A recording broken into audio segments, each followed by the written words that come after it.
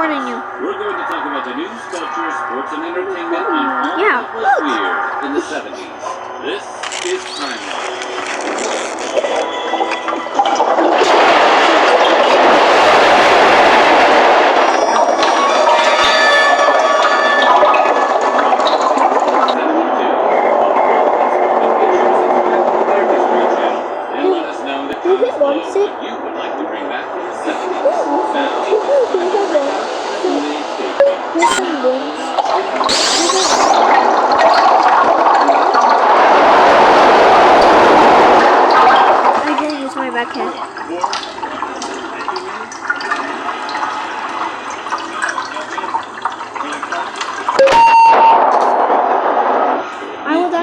Would have a surprising new footnote to the Second World War, when a Japanese soldier was discovered on Guam nearly 4 decades after Japan's surrender. Stay focused. It's all cool, okay?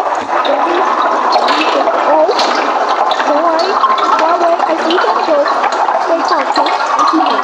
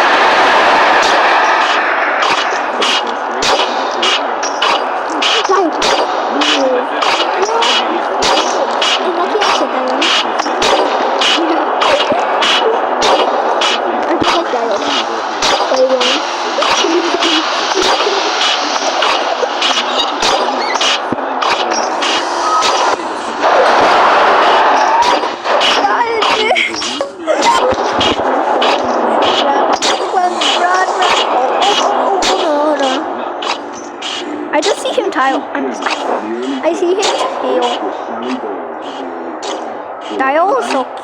Dyles so creepy.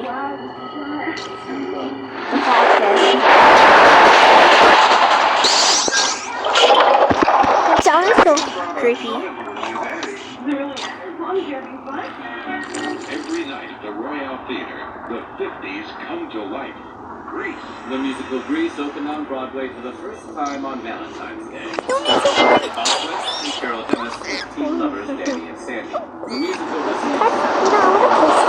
I want to post it. Okay?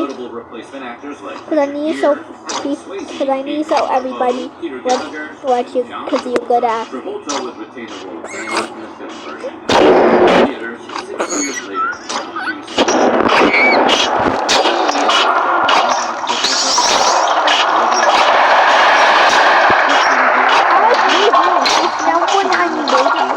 When I die and I'm recording, now I could draw. 1,000 points on February 16th. Ironically, despite his legendary status as a scorer, both on and off the court, Chamberlain only put up 10 points today he made basketball history. 5 days later, Richard Nixon became the first February 1st. We seek an open world, a world in which no people, great or small, will live in angry isolation. Nixon's visit was hailed as a strategic move to drive a wedge between China and the Soviet Union, which had been more heavily supporting North Vietnam during the Vietnam War.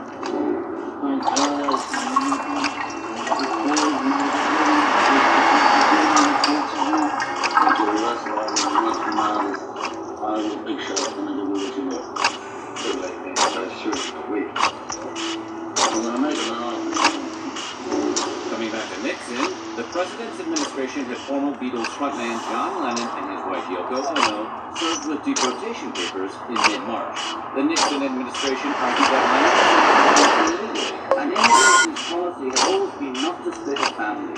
So they're saying the thing is Mr. Lennon is not eligible because I was booked in England in 1968, planted by the way But because Nixon is gonna Nixon, the deportation order more to do with the famous criticism of the Nixon administration and America's involvement in the Vietnam War. A number of celebrities and public figures wrote statements petitioning the Immigration and Naturalization Service to allow Lennon and Ono to remain in the country, including Bob Dylan, Joan Baez, John Updike, Joyce Carol Oates, and Tony Curtis. 70s heartthrob Bruce Reynolds created what would become one of the internet's most famous images for the April 1972 issue of Cosmopolitan magazine. The man who defined macho for an entire generation hit back on a bearskin rug wearing nothing but a twinkle in his eye and Jack Rosener's mustache. Reynolds claimed he had been drinking the morning of the shoot and was, in his own words, plastered by the time he posed for the legendary photo. No word was reached to bear. Oh, you understand? Why not? I was getting that.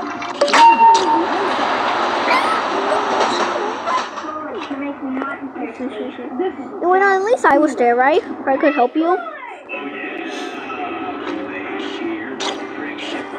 Well, could I still have the bunny?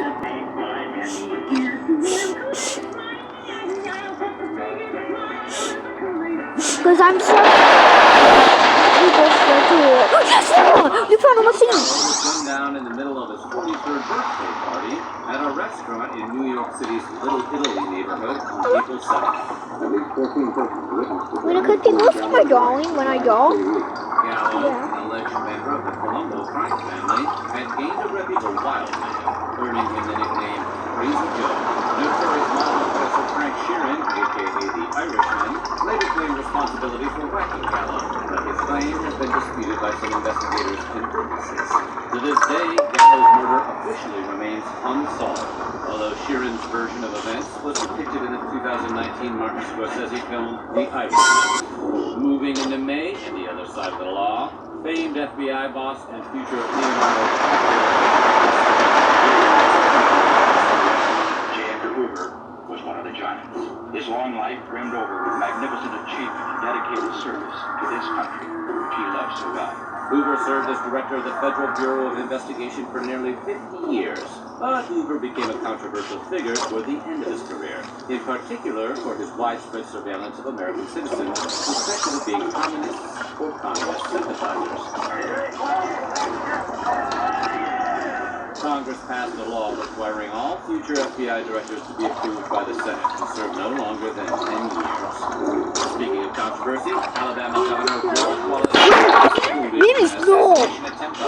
Don't interrupt her.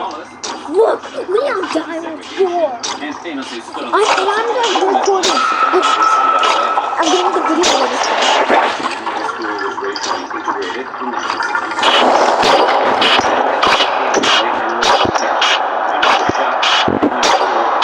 as one of the longest-serving governors in American history.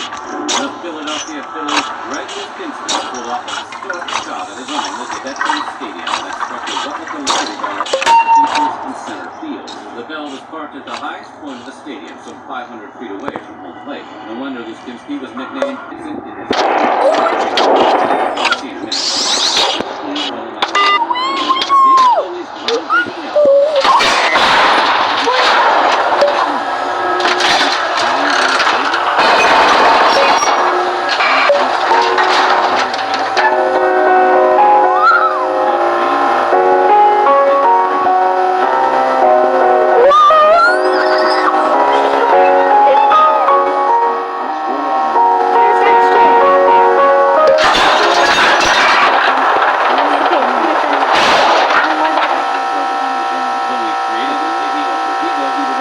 There you go.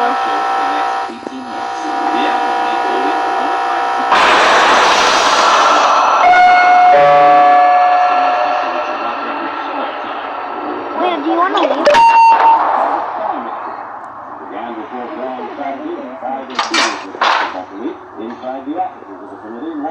Among the 5 men was former CIA I think this is enough for us now. who was then serving. This is too much for us. Winners, we should have never did that, right? Recording equipment, several cameras,